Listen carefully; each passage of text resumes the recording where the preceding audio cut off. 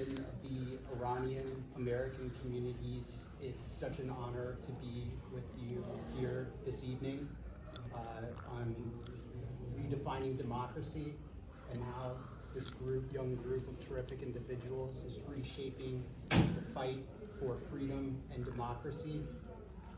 From the streets of Tehran, Kabul, Kharkiv, we're definitely witnessing an emergence of a generation that refuses to inherit fear. The role of Generation Z have come under age, under repression and war, and it's undeniable in their path toward freedom. I think what's has so much integrity is the fact that they're not only resisting tyranny, but they're actually redefining democracy itself. Tonight, we're bringing together young voices from Iran, Afghanistan, and Ukraine, and the diaspora to explore how their struggles intersect. We're also going to highlight the launch of a global campaign to No to Executions in Iran, which is a youth-led initiative that transforms grief into accountability and solidarity into action. Let's begin our discussion first on this year's 2025 convention. I'd love to start with Olex from the Ukraine side on what has stood out for you and what examples you've seen with the people you've met here today that you're going to bring back to your organization and what it's meant for you to be here. Well, thank you very much. It's definitely an honor to be here today and for us as Ukrainians to be present in the dialogue to get this experience. What struck me today is how familiar this room feels to a Ukrainian. You hear about the 1988 massacre, about November 2019, about the uprisings after Maksha Amini, and it reminds me of our own mass graves in Bucha, Izum, Mariupol. Different regimes, same contempt for human life. For Ukrainians, what happens in Iran is not abstract. The same regime that executes young protesters and targets resistance units is sending drones and missiles that hit our power plants and apartment buildings every day. In fact, 2 days ago, Russia launched Shahed drones, 480 Shahed drones at Ukrainian capital Kyiv in the middle of the night, targeting civilian neighborhoods. When a Shahed drone explodes over Kyiv, we know it was built to serve the same dictatorship you are resisting here. So when I look around this convention, and I don't see a foreign struggle, I see another front of the same fight, people who demand a democratic, secular, non-nuclear republic in Iran, and people who defend a free, independent Ukraine against imperial aggression. Our causes are deeply connected, whether we like it or not, but we definitely like it. Amazing, absolutely.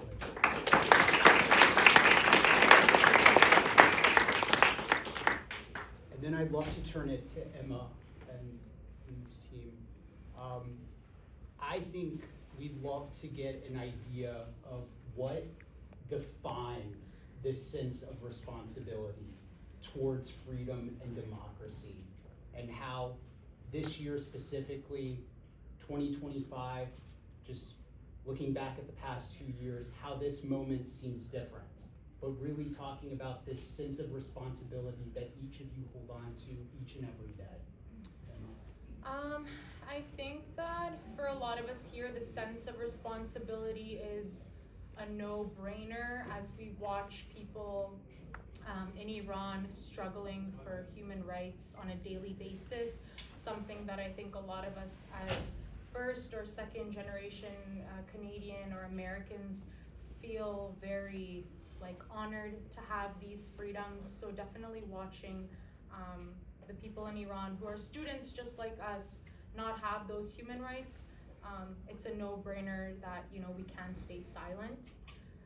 And something that stands out for me in 2025 is I feel like as now more youth and women have been leading the movement, the regime is scared and slowly crumbling, and they can feel it, and we can feel their fear.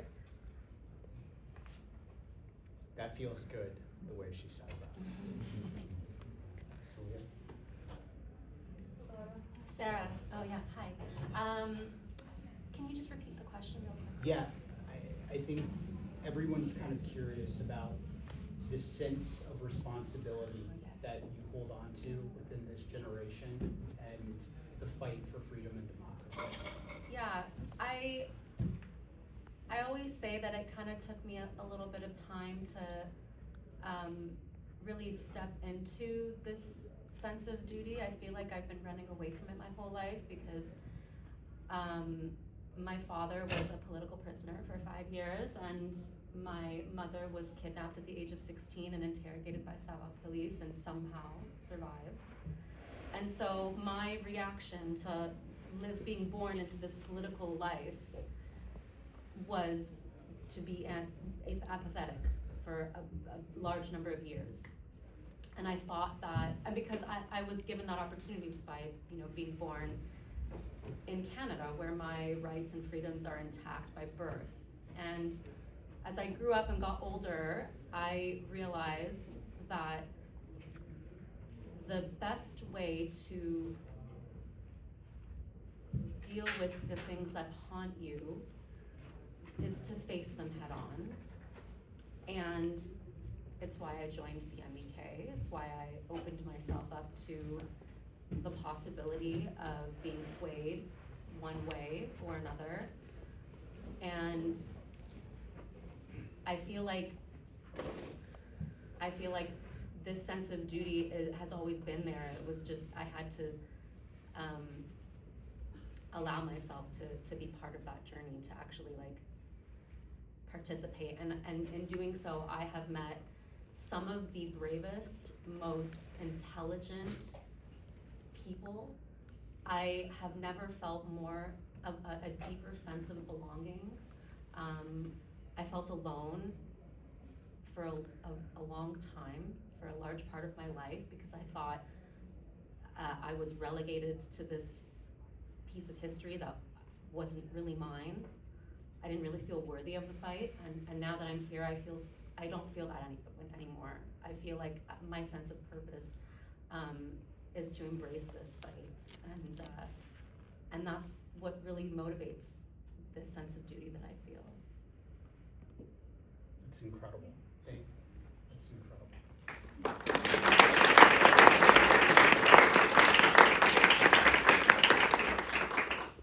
Okay, I'd like to kind of shift the question around authoritarian regimes, which it seems like we all are facing right now. Authoritarian regimes obviously thrive in deception. How can the youth collaborate in the digital space to counter this endless propaganda and state control? And I'd love to turn it to Celia. I want to introduce myself. I'm Saliha Haidari from Afghanistan. Okay. I'm Saliha Haidari from Afghanistan, and I'm an international student at Meredith College, and I'm majoring political science and international studies.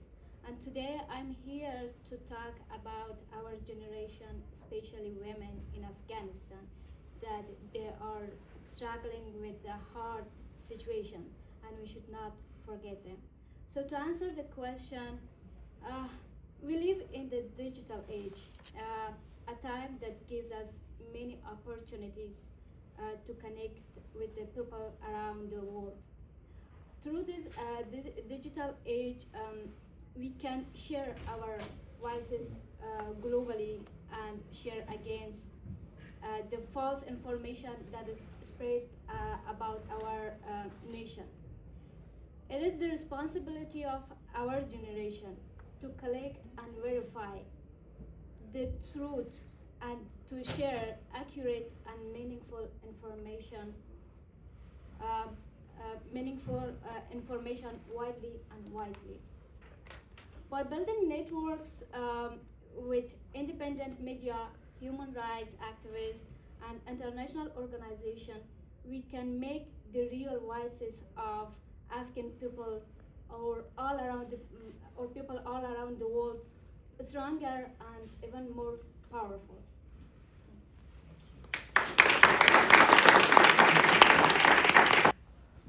Thank you for that.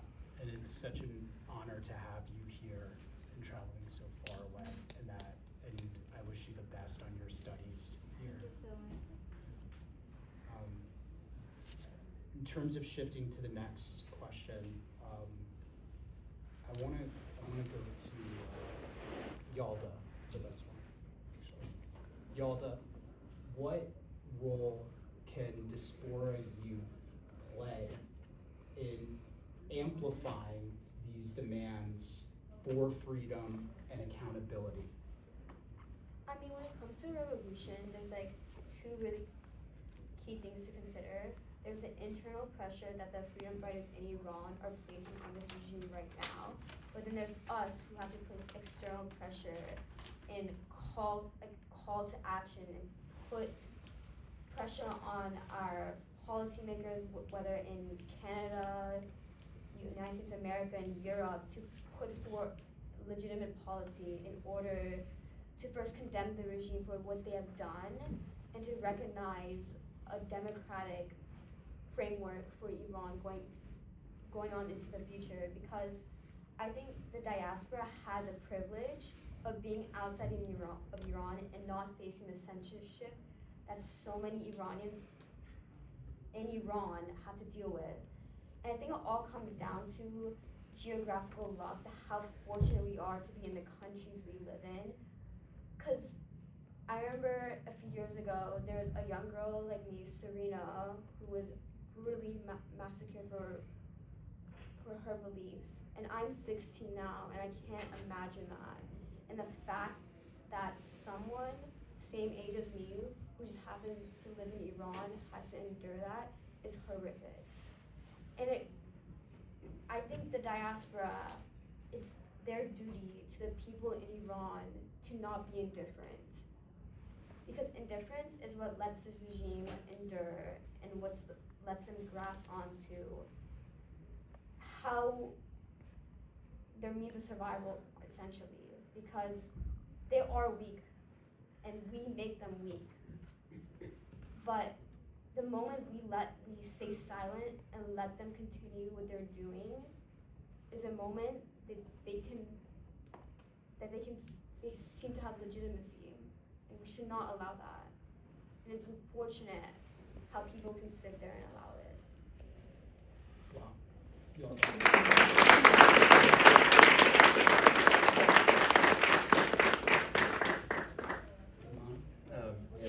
Hi, I am Iman Shaib. I am the founder of Iranian American Youth for Free Iran, or Youth for Free Iran, which is a chapter of the Organization of Iranian American Communities, made up of Iranian American youth across all 50 states, and I'm very happy to be here today. Diaspora communities build, bridge emotion and evidence together. We paint vivid pictures and by using data and statistics to move public opinion in the right direction. Democracy is dependent on narratives that humanize the truth, and doing that is our responsibility. We must inform the world that a human life is taken every 3 hours in Iran. These innocent people's lives are not being taken by rogue criminals in the streets. They are being taken systematically by dictators who use violence to control the people. Without truth, we have nothing. Only by speaking the truth and showing the grave reality of the Iranian people can we build momentum for the campaign to finally, once and for all, stop executions in Iran.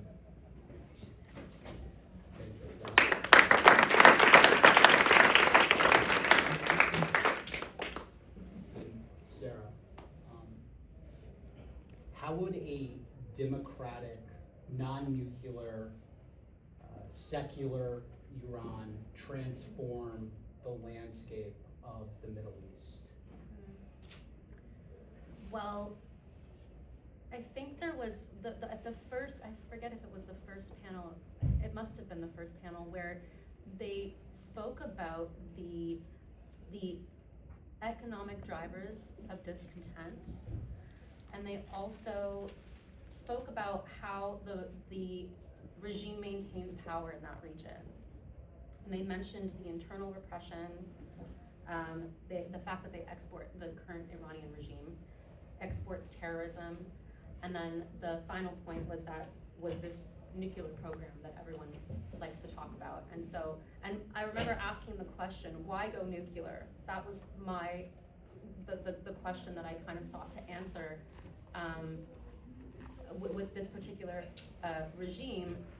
And the answer that I kept coming back to was that they're afraid. And that was an organic response that I had in my head. It wasn't like I'd participated in any sort of discussion before that. It was before I'd even articulated it.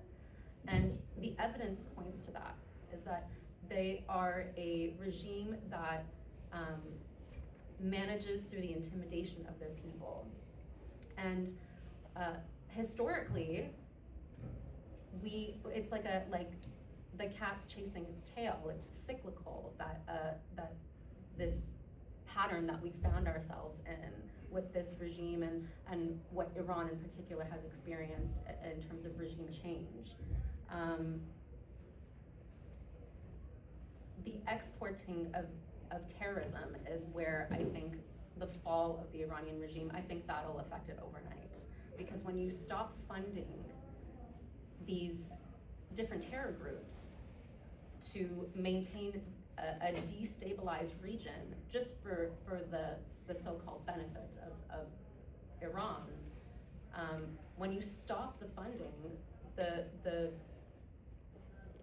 bombings stop, the terror stops, and that allows for the region to gain traction and restabilize itself. So the end of this regime is a national security benefit for the whole world. And that's why this is not just an Iran problem, this is not just a diaspora problem. It's interesting that Iran and Ukraine sort of find themselves in very similar situations. They're both living, both in their respective countries and outside of the country as well, in diasporic communities around the world. They share a history of being interfered with by a totalitarian regime. But there's just so much more that unites us than censorship and with the restriction of freedoms. There's more to our kinship. And that Ukraine Russia and Iran, the regimes, the governments there, it's a coordinated authoritarianism. Both of these regimes benefit, and they are in an exchange of authoritarian solidarity with one another. They provide legitimacy where there is none for one another. They're able to circumvent international sanctions against that are imposed on them for committing human rights violations and all the huge list of other things that they've done. As you were mentioning before, Oleg, at the very end, you were saying how Russia did an attack with however many Shahed drones. Well, Iran supplies them with Shahed drones, and Russia supplies Iran with ammunition. And so when one of those regimes falls, the psychological advantage that they have over the people also falls. The psychological advantage that they have over the region falls. And so it's imperative that we continue this fight so that the entire region can find itself again without the worry of constantly being bombed or being dominated by either one of these powers. And that's why I encourage the Ukrainians in their fight as well. That's building a stability rooted in freedom rather than in fear. Personally, what it would be like to see secular, non-nuclear, democratic Iran. I mean, it would be amazing. I've never been to Iran, and you know, it's hard when you have all this connection to a culture, a part of your identity, but you can never step foot in that country, explore it, and really connect with your roots. So, I mean, that's my answer for Europe, and also personally, how it would be.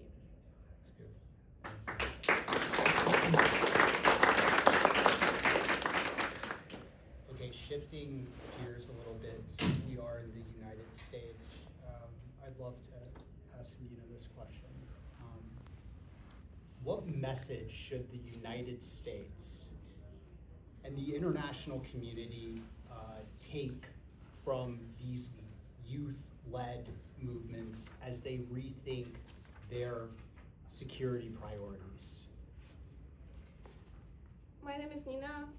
I arrived to US about 3 years ago from Ukraine, and I study political science at Middlesex College in New Jersey. I think it's truly important for youth, and especially for everyone who's in this room, to fight for what they believe is right. Because when we fight, when we amplify our voices, we are heard, if there is enough of us. And that's why I founded Political Science Club at my college, which in 72 hours we gained 50 members, and all the professors told me, there is no way. We have never had that many political science majors in our college at all. So we can see this global trend of people being not only interested in politics, but being ready to step in and fight. And one of my favorite quotes from Spinoza, actually, who was a very famous philosopher, is that peace is not an absence of war. And I think that peace is an absence of war because peace is loud, it's action. So if we all take action that shows the US government, that shows the European government, and everyone else in the world, especially Iranian government and all the regimes, including Russia, Iran, Belarus is also an authoritarian regime, Cuba. It shows that the younger generation wants to take action, and that's what's important. So I think the message that the international community should take from our action is the message that we want to bring to those countries and what we actually want to change. Because peace is not when weapons stop. And it's not the silence that rears through the field and we see dead bodies. We see executions, we see tortures. We don't know about those tortures. No one in US knows what's going on in Ukraine. No one in US knows what's going on in Iran. That's the main point. We need to really speak up and we need to take action. So I think this would be my answer. Just take action and we will all be heard. I'd love to get our thoughts on the Iranian side of the table, starting with Yalda. To the same question? Yeah, to the Okay. same question. I think we have been at this for 60 years. Like, this fight isn't gonna go away. And for Ukraine, you guys have been fighting relentlessly for so long. And although like the press isn't giving you guys as much attention as since the war broke out, and like for you from Afghanistan, like the world shouldn't forget you. Like, these fights are not gonna come to an end by staying silent, and uprisings are gonna happen. We're gonna fight back. It's part of like the natural human phenomenon to fight back when our rights are infringed upon.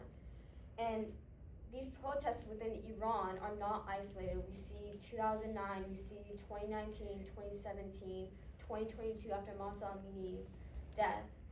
And I think that just goes to show this regime's gonna come to an end. And it's only a matter of when, and the youth reject the regime in Iran today. And the question is, for Iran, well, it shouldn't be a question. We shouldn't have the narrative that who will Iran's next oppressors be? Because before the regime, there was a Shah who was just an autocrat with a crown. And sorry. And when we see countries with rich history that are interfered with and have so much cultural or cultural significance or resource rich, and Iran has a strong geopolitical presence within the Middle East, they are faced with a question of what will our future be like? Because as you look at South Africa and Asia, they've experienced decolonization to an intense degree, and the transition has not been as smooth, and countries are still struggling to this day, trying to fill the void of an absence of a monarch, an autocrat. And for Iran, they need to have a democratic framework that ensures that everyone is accounted for. And for US, the European powers and Canada, Iran isn't a toy to be played when it comes to policy. There are people, lives are being lost, people are in prison, being tortured, and this has been going on for so long under both the Shah and the mullahs. So I think we need to take it upon ourselves, and the global communities to take it upon ourselves to recognize this and not stay silent, and to support the people's right to overthrow the regime. Aman, Yes. I'd love to get your thoughts on this since you're no stranger to leading the fight.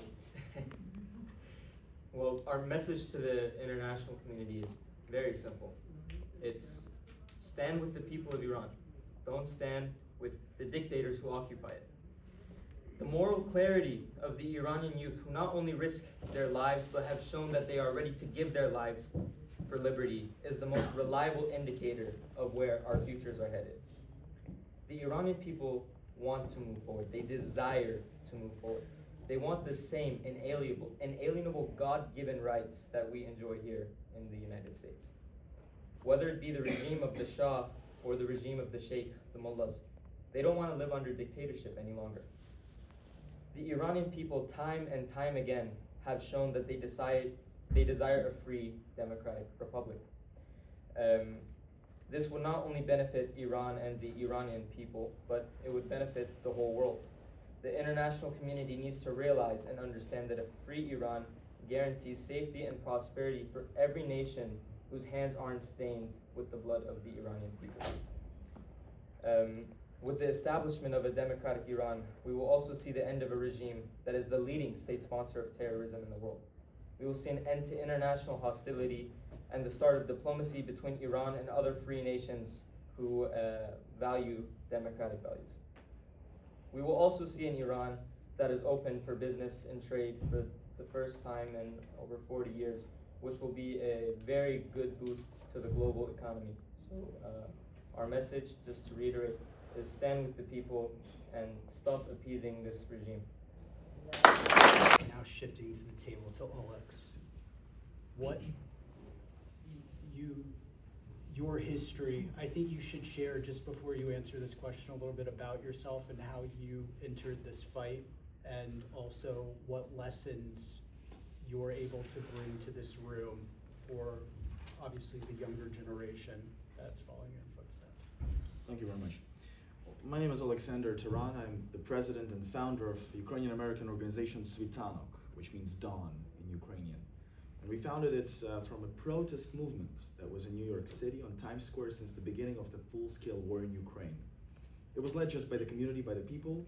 Later we turned into an organization, and the focus of our organization is to combat Russian disinformation, and not only Russian disinformation, in the United States.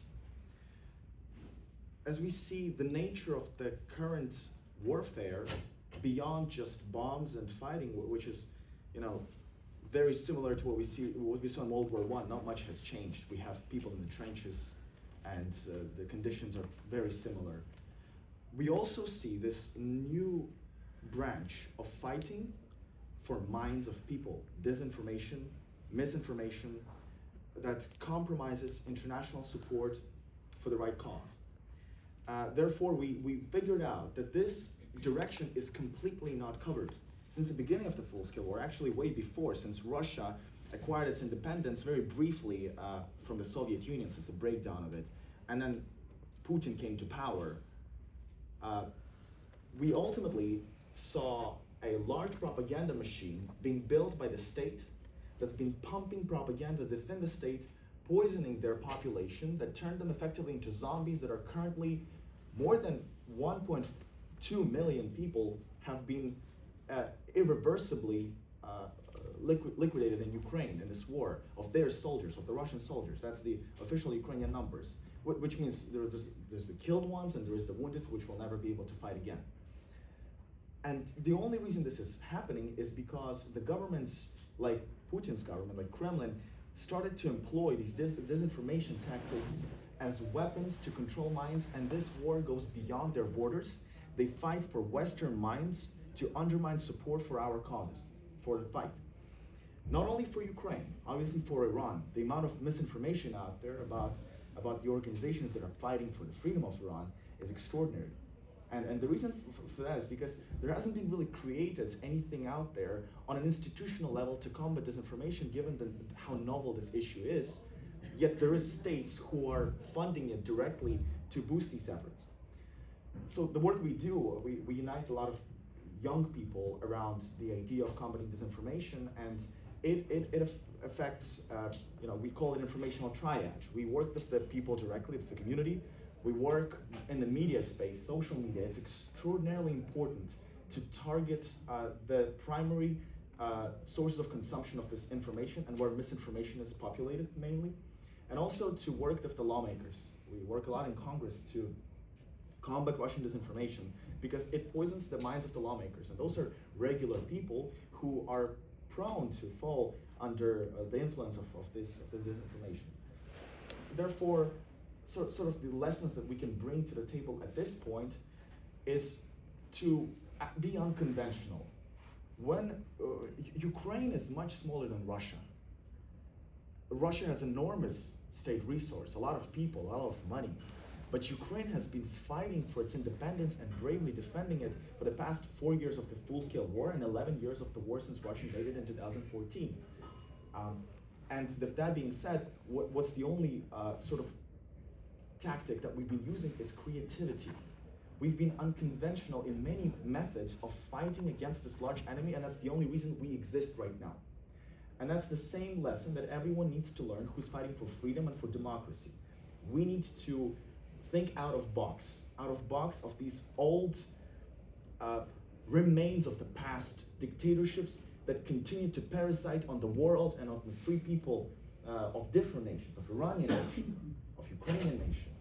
You see, one of the Iranian side speakers have mentioned they'd like to unite, like to join together these autocracies, dictatorships, because they feel like their time is running out. They are seeking some source of energy, and in the modern world, when you have information exchange very quickly, you can really hardly control a state. And therefore, targeting information is important. Working in the social media, one of the really interesting ways we found out to be effective is putting little skits on the streets of New York. In the middle of the street, we dress up a woman wearing Russian traditional costume, walking fully covered in blood and tearing apart dolls. Record that, publish it online, millions of views. And people get the message. Yeah, it's a bit obscene, but people get the message, Russia kills children. And then you, of course, pump some more additional information in there. And additionally, producing regularly and distributing regularly counter narratives against disinformation. Right now, there's a lot of networks out there. I'll be briefly wrapping this up. Like Telegram, for example, which people rely on as a social media network for quicker information than the conventional media. Conventional media like to verify their sources. Telegram, or any other, like X, for example, they like to spread this information really quickly. Therefore, there needs to be this united force in every group that's fighting for freedom and against this malicious influence to identify misinformation, quickly produce counter-narratives, and distribute them in a creative way that people will consume. And that way, counteracting the effect. Conclusion here. I'd love to hear y'all's thoughts on how you maintain your integrity when dealing with such serious issues and just blocking out the noise on a day-to-day. You're all still in school, you know, how do you do it? How do you maintain just your integrity by not listening to the critics? And I'd love to start with Emma. I feel like almost every time that we organize a large event or a demonstration, ridiculous accusations begin to surface, especially online. Like, for example, we have heard towards like our organization that the youth are being used or the youth are being paid, that we're youth for hire. And for me, I've addressed this before, and I've said that I feel it's really sad and insulting, especially when it comes from other Iranians, to resort to such disgusting insults. Like, for me, it's enough to see the parents who are pleading outside of the prisons, begging for their family members or their kids to not be executed. For me, it's enough to have watched a video that the sound of this girl forever lives in my brain, where she's begging and crying outside of the prison for her father to not be executed. And days later, her father was executed. So all of these things are enough for me to know that silence is not an option, and I gain nothing financially, but I gain something that's more valuable than money to me, which is hope in situations like this. Hope from being a part of a united movement that has actively stood for democracy, freedom, and justice. And to know, like I mentioned before, that this regime is scared and knows that our generation is determined to hold them accountable for their actions, against their crimes, against humanity. And I mean, to sum it up, we are not for hire, we're for freedom, and that's something that no regime can ever take away from us. Yeah, I think what you just said sums everything up. I think I'm honored to be sitting at this table with truly the pulse of democracy and the future. So I want to thank all the panelists for speaking, everybody for listening and joining tonight. I know I personally take away multiple call to actions and just how humbling each and every one of your personal stories truly is. So thank you very much, and thank you everyone.